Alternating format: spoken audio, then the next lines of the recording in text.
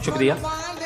जनाब जावेद अख्तर साहब कई मरतबा दोहरा रहे हैं कि फ़ेथ का मतलब बताइए, फ़ेथ का मतलब बताइए। मैंने बता दिया, फ़ेथ सही भी होता है, गलत भी होता है। और आज हम फ़ेथ पे बात नहीं कर रहे, हम ट्रुथ और डज गॉड एग्जिस्ट पे बात कर रहे हैं। क्या डज गॉड एग्जिस्ट, ये ट्रुथ यानी गॉड है या नहीं है, इसमें से दोनों ट्रुथ क्या है। अब आप उसे फेथ कह लें, बिलीफ कह लें, नॉट माई बिजनेस।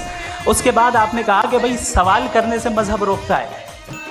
मैं कहता हूँ जो रोकता है वो रोकता होगा, मैं नहीं रोकता। बल्कि सवाल करें, सवाल करना चाहिए। सवाल कर करके तो हम आगे बढ़ते हैं, तरक्की करते हैं, और इसीलिए मैं आज यहाँ पे आया हूँ। लेकिन सवाल सिर्फ खुदा से नहीं होगा, आपसे भी होगा। सवाल एथिज्म से भी होगा। सवाल सिर्फ मजहब से नहीं होगा, सबसे होगा।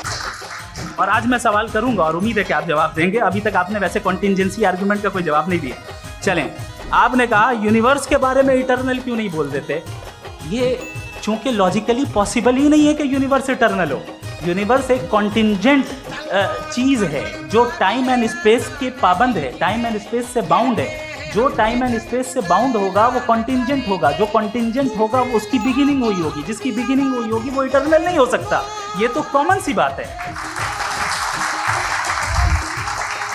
आपने कहा कि किसी मजहबी किताब में डायनासोर का जिक्र नहीं है। अफसोस कि आज तक किसी मैथमेटिक्स की किताब में मुझे डायनासोर का जिक्र नहीं मिला।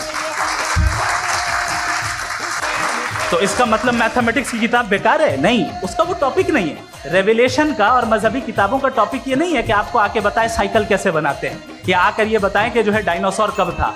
वो तो मोरालिटी सिखाने आया है, गॉड के बारे में बताने आया, नॉन फिजिकल रियलिटी की हकीकत को सिखाने के लिए आया। रिलीजियन साइंस को रोकता है? नहीं रोकता। अगर रोकता है तो गलत करता है। रिलीजियन साइंटिज्म को रोकता है, जिसमें हमारे जावेद साहब मुब्तला हैं। साइंस और साइंटिज्म में फ़र्क है। साइंटिज्म ये है कि आप समझें कि साइंस और साइंटिफिक मेथोडोलॉजी ये नॉलेज को हासिल करने का वाहिद सोर्स ऑफ नॉलेज है। ये है साइंटिज्म। हम इसे रिजेक्ट करते हैं। हम साइंस को तो तरक्की करते हैं। भाई आप हमारी पूरी तारीख कर लें, पढ़ लें तो आपको पता चल जाएगा। बहरहाल ये अलग टॉपिक है।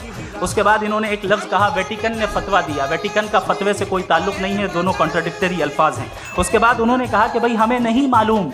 अगर नहीं मालूम तो क्लियरली कह देना कि नहीं मालूम है, इसको क्या हर्ज है। तो वही तो मैं कह रहा हूँ ना कि आप कह दें कि नहीं मालूम, लेकिन क्लेम क्यों कर रहे हैं कि गॉड एग्जिस्ट नहीं कर रहे हैं।